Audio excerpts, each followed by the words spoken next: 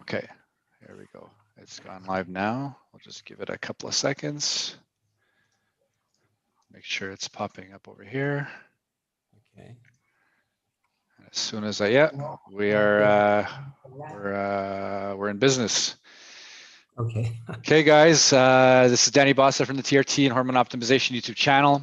Today I have the privilege of introducing Dr. Thierry Hertoghe to the channel. Dr. Hertoghe represents the fourth consecutive generation of physicians specialized in the field of hormone therapy and is based in Belgium. He's also the author of several books, including these two right here, Testosterone, the Therapy for the Real Gentleman. I've got another one here called the Hormone Handbook. And this will be a kind of a short introductory video where we'll take also a few questions from the live chat towards the end. And I'm hoping he'll return at a later date to discuss these subjects in a little bit more in-depth and technical detail. So welcome, Dr. Hertoghe. How are you?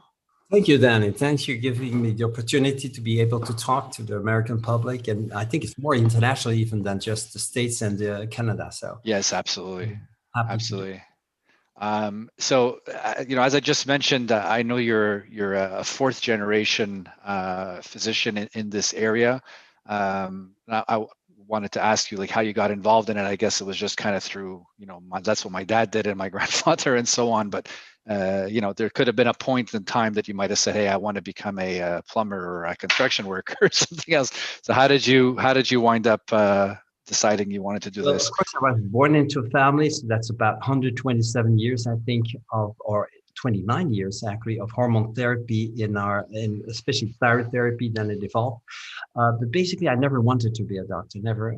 When I was a kid, I don't want to do something else, and I wanted to be an artist, and I want to be a writer, and basically that's what I'm doing. I'm an artist of patients now and write, and then I couldn't see anything when I had to do my university studies, anything else than doing medicine. So I started medicine just for that, to prove I was as intelligent as my father could do the study. And when I finished, I tried to went to psychiatry. It was completely opposite at hormone therapy, and there I saw so many cases of hormone deficiencies in all these patients in the psychiatry that I said they're not giving the right treatments, and they're giving treatments that are depleting these people of hormones. So I went to work with my father, and then the miracle arrived. I had several patients that went to universities with no treatment, one completely bald-headed, no hair, also no beard and things like that. And within 3-4 months, we could make all his hair come back. I had also a person with a tumor, an enormous tumor in the middle of the head, and with a little medication that blocked that secretion of the prolactin. We got this person right without any operation. So I had some, let's say, what I found as miracles when I started working with my father, actually, and that really make me passionate about it. Good. And do you work like with both men and women, or is it more primarily to one than the other, or is it kind of across the board? Before it was one man for two women in our patients, but basically it's now almost 50-50%, let's say 40% men, 60% women. And I like that aspect of treating both genders. Okay. And what are like the types of issues that you see that patients coming in for typically on both sides that you find you're able to resolve with this hormone replacement therapy? We did a screening some years ago. And what are your main complaints? And we always ask that in the questionnaire. And the main complaints why the people come is not just to remain young. That was the fifth reason to come. The first is fatigue. Most people come from fatigue. The second is low stress resistance or feeling burned out, which is very close to. And then it was third, depression, and so on. So basically, it were psychological complaints that people, but they are chronic, that they don't find any relief. They remain tired all the time, or they remain anxious or stressed. And basically, that's one also of the best achievements with the hormone therapies we do. We do multiple hormone therapies in people. We correct what they have deficient. They do much better than after. Okay. And when you're saying we correct multiple hormones, like what are typically the hormones that you're trying to correct? Well, basically, we can work up to 20 different hormones, which I think is quite unique. But let's say basic hormones, you have the sex hormones like the female hormones, estrogen, progesterone, testosterone. We also give to women testosterone almost systematically. We have then the adrenal hormones like cortisol, like DHEA, like aldosterone, but we have a synthetic derivative for that in generally because that's what you have in the pharmacy. We have the thyroid hormones, which are very important. And I was probably the first or the second or third in Europe to start also with growth hormone therapy, but also was probably one of the first in the world to give IGF-1, which is like a stronger, a more potent growth hormone. And I also started like vasopressin. You know, many people do Botox on their face. Many women, for example, they don't look normal anymore. And actually, with vasopressin, you can take all these little folds away. Just in the morning and a little tablet or in the evening, and you take that away. So we work with many different hormones, but even with insulin in very low doses, we may be working with. We work also with MSH, with melanocyte stimulating hormone, which is a hormone that darkens your skin, but also gives you fantastic erections for a man and stimulates the libido and the sexuality of a woman much more than other hormones. So we have a big panoply of things that are important. Also oxytocin. I don't know if you heard of oxytocin, but that's the hormone that gives you affection and you transform people. I've been transformed by oxytocin. I'm much more warm-hearted. I like people much more. I have to isolate myself less since I take oxytocin. Even the touch, when I touch the skin of my wife, I can tell you it's so much better. Is this like an oral formulation, or is this injectable, or is it? There are many different ways to take it, but the best is the sublingual oxytocin, which has to be compounded by pharmacy. But what is classical in pharmacies here is intranasal oxytocin. And that's the most accessible, but it doesn't work as well as sublingual. Sublingual is when you can do something sublingual, often it is better for oxytocin. It is really the best way I find. That's how I. And I imagine you also will optimize stuff like DHEA, pregnenolone, all these other melatonin and things like that. And so it'll all go through a compounding pharmacy. You'll make a custom protocol for a given patient. And no, some are compounded, but most of it are brands by pharmaceutical firms, because that's what we have in pharmacies here easier. We don't have such good compounding pharmacies as you have in the United States and in Canada. So we do have to compromise with the pharmacies, which is some brands are really good. Some we would prefer having compounded. Gotcha. So how do you go about kind of determining what a typical patient would require? Like what kind of tests you perform and to figure that out? We have, of course, blood tests. I don't like so much saliva tests because they are incomplete. You cannot check a lot of things by saliva. You can check more by blood.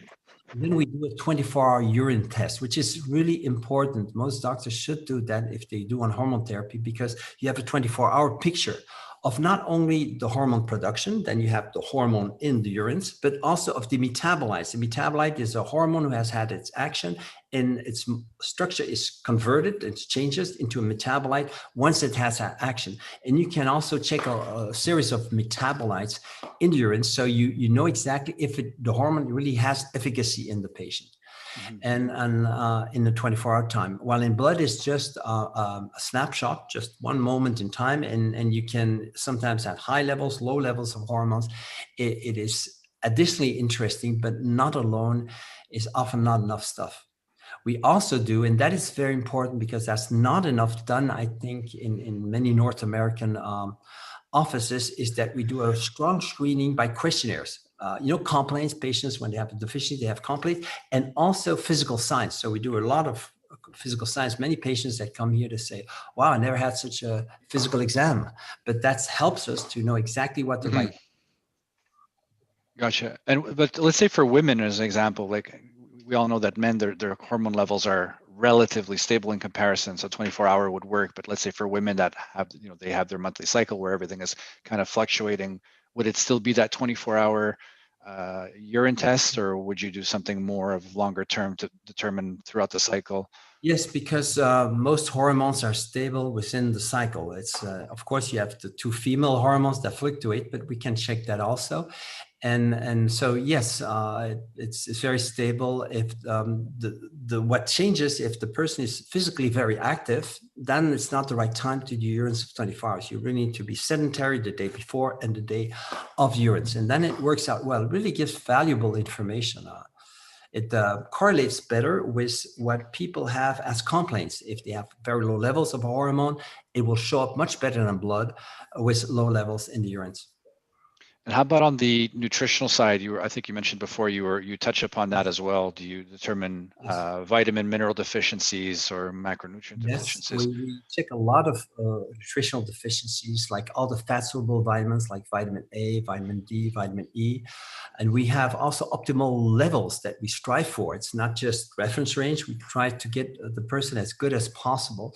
We have also coenzyme Q10. We check iron. We check a lot of trace elements like zinc, copper, and vitamin Bs like folic acid, vitamin B12, and that really helps us to perfectionate. But what also really helps people to respond to a hormone treatment is improving their diet. So we always insist, we even say, if you do not go on a good diet 5 days on 7, you will lose a lot of the efficacy of the treatment. So it's really worth doing it.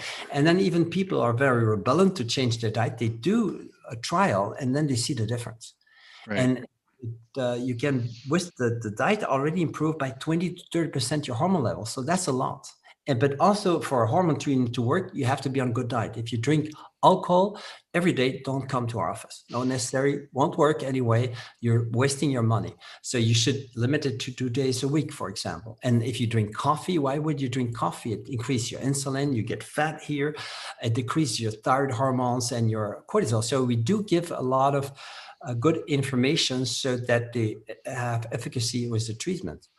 And basically, the good food is more or less what is called the Paleolithic type diet, the diet of our ancestors, with meat, fish, proteins cooked at low temperature with vegetables and fruits, but not with grains or milk products. So to everyone watching, just what he has said just now, you should rewind it and listen to that over and over and over, because there's so many people that come into the Facebook group saying, is it okay if I go out drinking with my friends prior to doing labs? And we just roll our eyes. And is it okay if I drink 2-3 beers every day? And is it okay if I really like pizzas and burgers, I don't want to give it up, is it okay? And then they complain that their protocols aren't working well, and you just want to slap it, like, why are you wasting our time? Why are you wasting your own time? You're spending all this money on labs and meds and trying this and trying this, but if you're not eating well, it's not going to work. If you're drinking alcohol, it's not going to work. And I need to bring up something you just said about coffee. Prior to meeting my wife 5 years ago, I rarely drank coffee, and she was addicted to coffee. So eventually I started having coffee every single morning. And a month ago, we quit coffee because we said we had enough. The first thing I noticed now, a month later, I had acne all over my back, which I've had for years. It's vanished. My back is completely cleared up. The only variable I've changed is coffee. And he also mentioned about fat deposits around the midsection. I'm noticeably leaner around my midsection without having any change in diet or exercise or anything else. The only thing I dropped was coffee. Just dropping coffee has made a significant difference for me. So that's something that I can basically pretty much back up what he just said. Yeah, the coffee decreases the growth hormone, and there are even human studies showing that, not only in animal studies. So it's really worth. Growth hormone is the one that gives you a tight, a flat belly without too much fat. So it's really worth. Well, you stressed actually the most important point, the most important condition for people to respond well to a hormone treatment.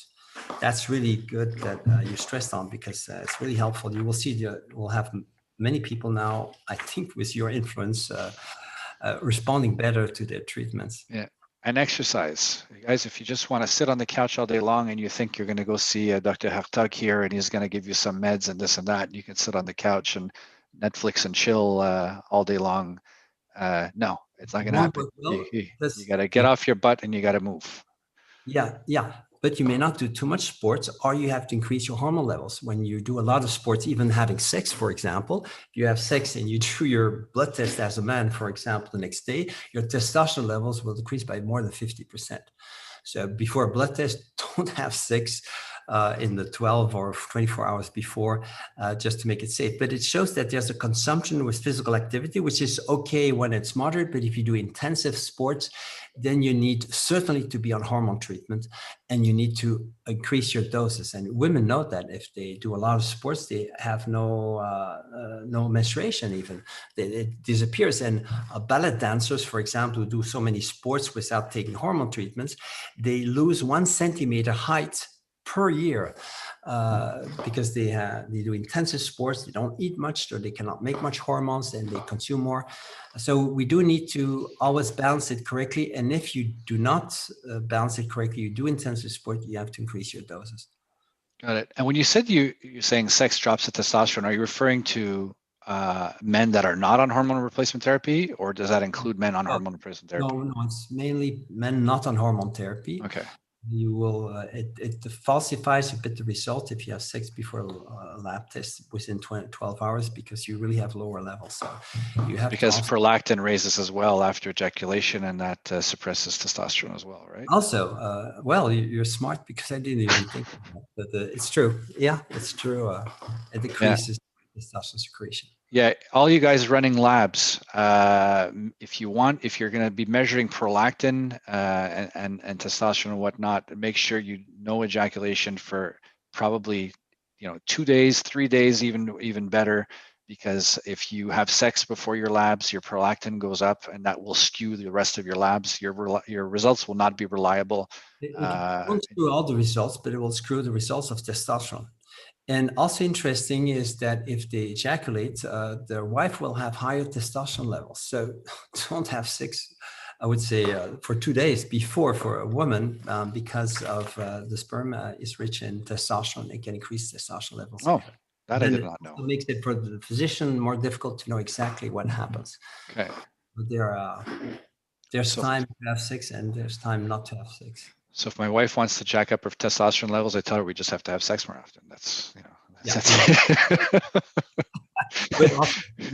Gotcha. And how long does it usually, do you find it usually takes for you to get somebody dialed in, that you've kind of determined, okay, we've tried this, here you are, Well, it depends on the hormones. With some hormones, if you give adrenal hormones like cortisol, within a few days you have already efficacy, including melatonin, for example. But if you're on growth hormone or you're on testosterone, it's mostly the second or the third month that people are really starting to improve. Thyroid hormones also, because you have to start on low dose, is mostly the second month that they will start improving, and it will take several months, between 4 and 8 months, to get to an optimal dose. So it takes all that time to get really efficacy. So they have to be patient. If they have, for example, loss of hair, they want to get the hair back, they will have no results before 4 months. And then with the hormones, they will start growing. And then after 6 months, they're sure it's better. And then up to a year and a half after, they will get almost full results. But it takes time. Exactly. Yeah. So guys, a lot of you coming in is saying, I'm on my 3rd week of testosterone, and I'm not feeling it yet. This is a long-term thing. This is not something that's going to kick in like drinking an espresso. And I say this in all my videos, that you drink your espresso, like, oh, I feel awake. I've felt benefits throughout the entire first year. I'm now probably 5 or 6 years in, and I'm still finding benefits that I'm getting prior to previous years. So it just continues to improve and improve and improve over time. If it doesn't improve and it gets worse, it's because, again, your food is not good again. It's bad again. So there are many different things to control, but there are some basic things really to control more, like the diet and exercise. For example, if you want to muscle your body, it won't work with testosterone. You lay on your bed, it won't work, like you just said. For testosterone to work, and that's not so much the case with growth hormone, for testosterone to work, you need to have a blood flow in the muscle, and it has to be active, and there will be improvement on those muscles. Gotcha. So it's really important. Also for the, that our vascular system, our arteries, they are muscles. They are tubes as muscles. So they're very dependent on testosterone, but if you don't move, you won't get the testosterone going everywhere, certainly not in the smaller arteries. So you need to. Absolutely. And what do you find that there's been some kind of advancements in the last few years, that maybe stuff that you've learned, new research that's come out that's kind of changed your mindset on certain things compared to how you did stuff before, or any research that's been out lately that maybe the general public is not aware of in regards to this area? Or Well, in regards to this area, I would say the general public is not aware of almost all things that are in it. They only know about the sex hormones and maybe the thyroid hormones, but all the other hormones they don't not aware. They think that growth hormone will give cancer, while it doesn't give cancer, it decreases cancer risk. I think the most of, for example, vasopressin nobody knows about, but it's a hormone that keeps water in the body and takes little wrinkles away, and nobody still doesn't know anything about. So basically, I'm always discovering new applications of each hormones. For example, melatonin, I always propose very small doses for sleep, but for disease, I use now many high doses. I've used to save people from stroke, bleeding in the head or thrombosis. And melatonin at high doses works tremendously well. Melatonin above a certain dose doesn't give any side effects more, and it basically helps people overcome cancer and stroke and many things. So what I've most learned the last years is new, I would say, new applications of the old stuff, but old stuff that's I sometimes work up to 30 hormones. It's a lot. One of the things that I do use in the practice is glucagon-like peptide 1. That's a little hormone secreted by the stomach that actually decreases appetite. But it doesn't work if you give it every day. You have to give it once a week. And there's a once a week solution. And then it really normalizes appetite in people who have excessive appetite. That's one of the real good things. And what I also learned in last years, but it's maybe already more than 5 years, is in women who are completely collapsed, that they are completely very depressed, have no energy. You can give all the hormones, doesn't seem to work unless they receive testosterone injections at a high amount. So we have to give a blocker so that they don't get side effects from it. Masculinization, and those women are fantastic. You have a woman who's collapsed since 20 years, it becomes a new candidate to be prime minister of their country. It really gives that sort of brilliancy. Testosterone has, in my experience, almost more efficacy in women than in men. It's really surprising. It takes the cellulite away, the testosterone, when it's given at higher amounts in injections, safely done with female hormones all the time. Mm-hmm.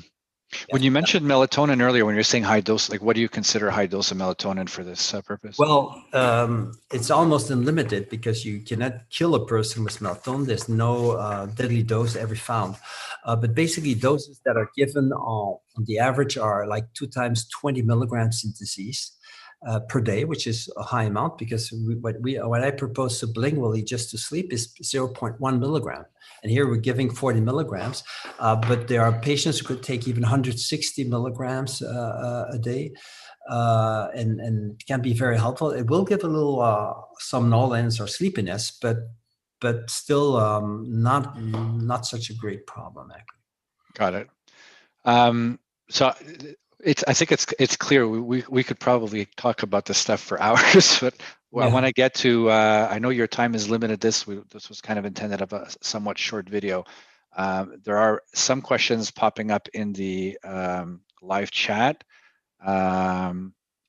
There's actually one who did a super chat request. Can Dr. Hertoghe please explain the underlying mechanism as to why a normal level of cortisol is required to tolerate exogenous thyroid hormone? Yes.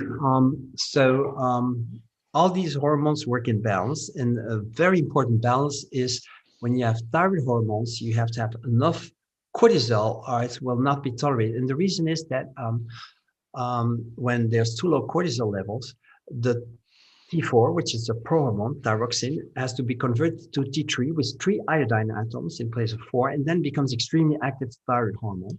And that conversion is too quick in people with low cortisol. So they have symptoms of too much and too low thyroid due to their cortisol deficiency. And that's why people with thyroid deficiency who also have adrenal deficiency, cortisol deficiency, need to take both of those.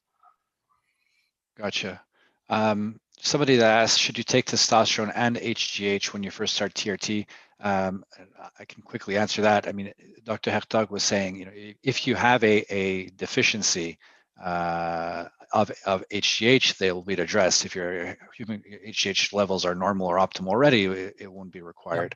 What is interesting is to know is that some men become extremely aggressive with testosterone at a normal dose.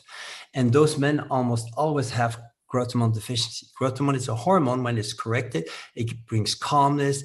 It doesn't make you angry with anger outbursts. So it's very necessary in men who become aggressive with testosterone. They are almost certainly growth hormone deficient. Gotcha. There's one guy that asks, is it safe to have a total testosterone of 2000 NGDL long-term with no other blood work markers that are throwing off? So basically all blood markers, lipids, what have you, are all fine, just has high testosterone, feels fine. Any issue long-term in your opinion? Well, it's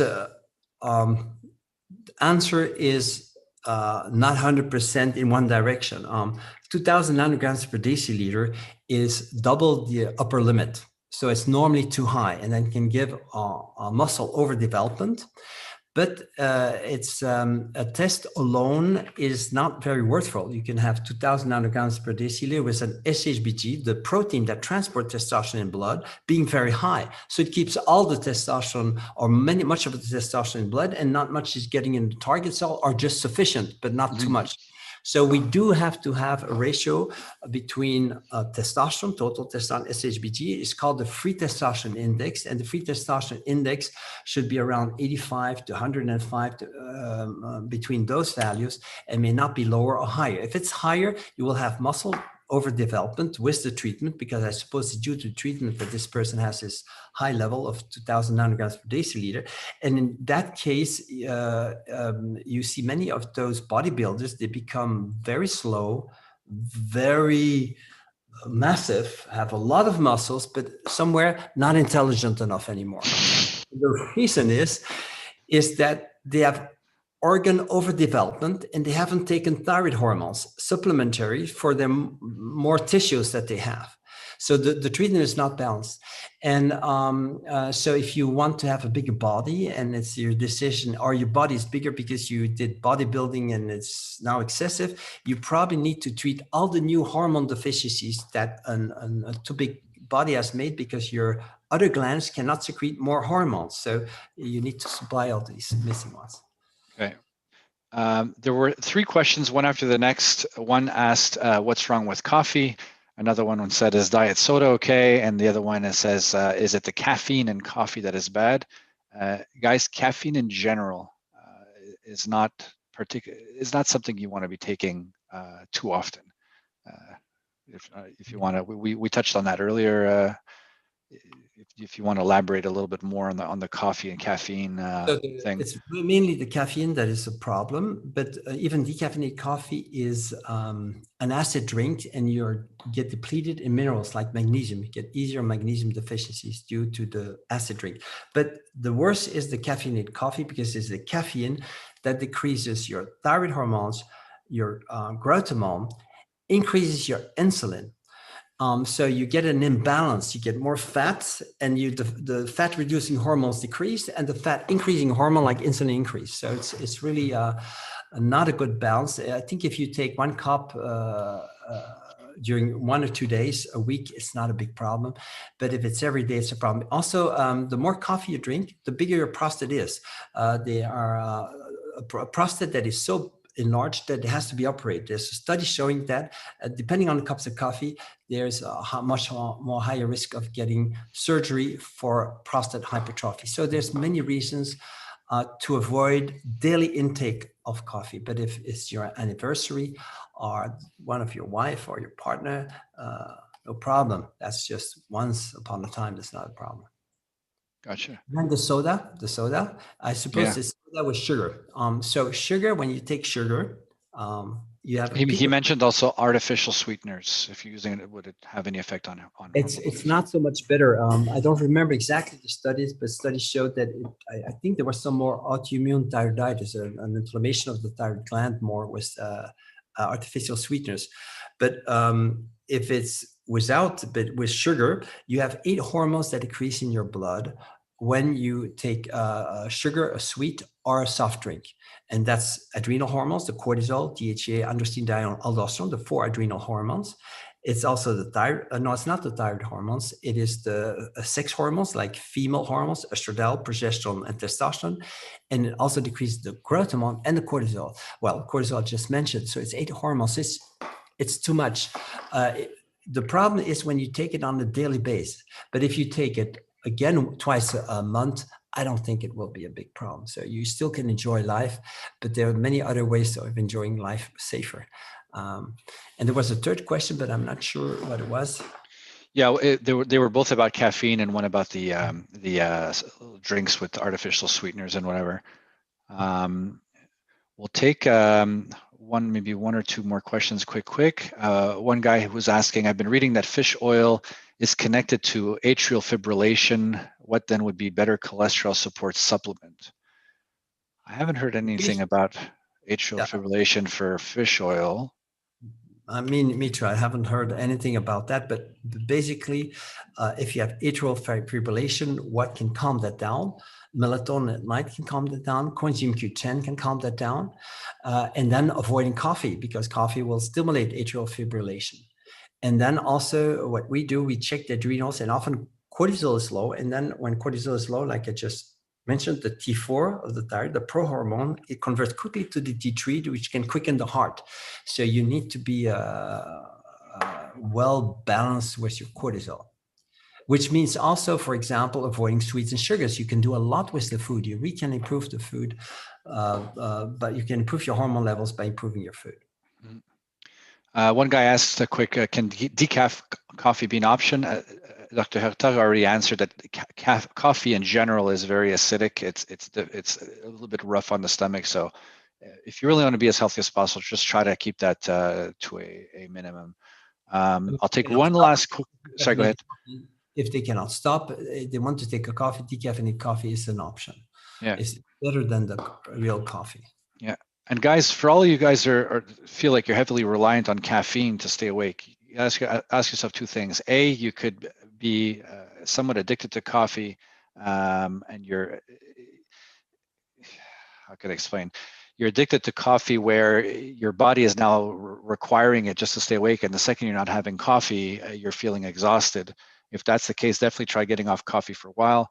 If you're off coffee for a good long while and you're still feeling tired, you should be looking into other stuff, like maybe you could potentially have a thyroid issue, some kind of underlying issue, deficiencies or whatnot.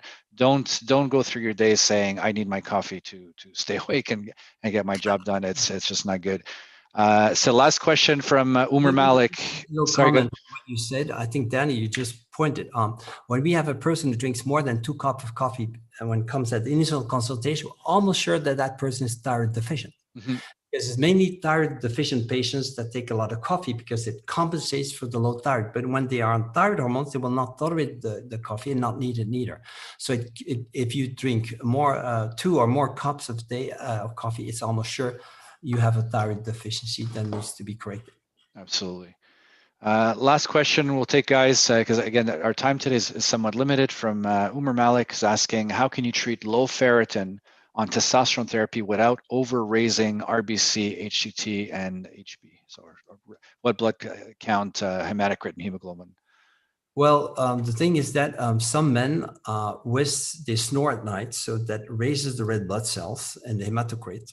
So they have to learn not to snore. There's a technique where you put your chin near the sternum, and that permits not to have too much red blood cells and hematocrit with testosterone therapy. But if they still have, we have to several patients, and it's regularly that they have to do 3 or 4 times have a blood withdrawal by 500 milliliters a year. It's the only way they can stay on the dose of testosterone that they take. Otherwise, they get this problem of hematocrit.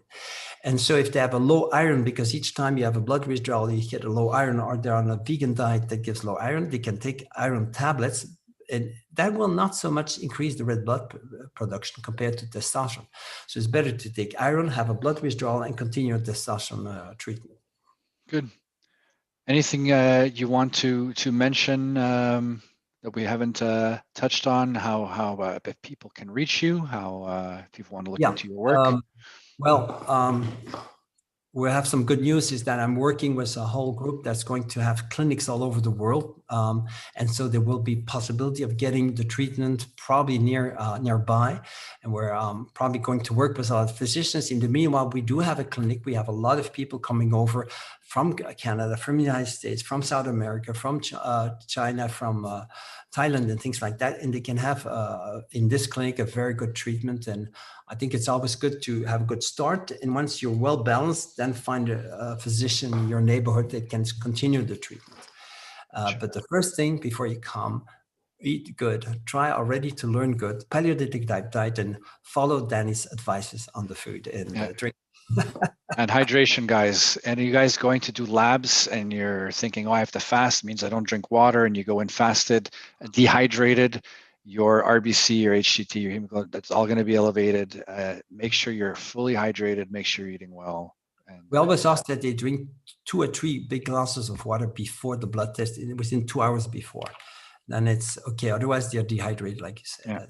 Yeah, because a lot of doctors are seeing, oh, you've got high hematocrit hemoglobin, you got to go donate blood every week. And they just, had you just been properly hydrated, that wouldn't even been an issue on the labs whatsoever. So yeah, a lot of physicians don't even think of telling their patients to make sure they're hydrated before labs, which is kind of crazy. Maybe a little announcement is that Sure. June 22nd, we'll have a free webinar. So you can, it will be on the internet. So you'll be in those, very interesting. And we'll have Professor Abraham Morgenthaler, which is the pioneer that showed that testosterone does not cause prostate cancer, and that you can give testosterone to prostate cancer patients. So it will be very interesting. Free webinar. That's amazing. Please put in a word for me for Dr. Morgenthaler. I've been meaning to interview him. I sent an email, I think, through his website at one point a while back, but I mean, who knows? I got lost in the shuffle. Answer easily. So when I'll have him, I'll send it. over. That would be fantastic. And again, I'd love to have you come back and get more in depth on, pick your brain on a whole bunch of things, a little bit more technical detail. Sure. Okay, guys. So to all of you that had questions that we didn't get to, again, this was kind of a bit of a limited introductory video. It wasn't going to go very long, and there's a lot of questions I didn't get to, so I apologize. Hopefully we can get to them maybe the next time, if the next time is a live stream. And Thierry, again, thank you very much for your time. Always a pleasure. And thank you also for all the good work you do. Very good. Okay.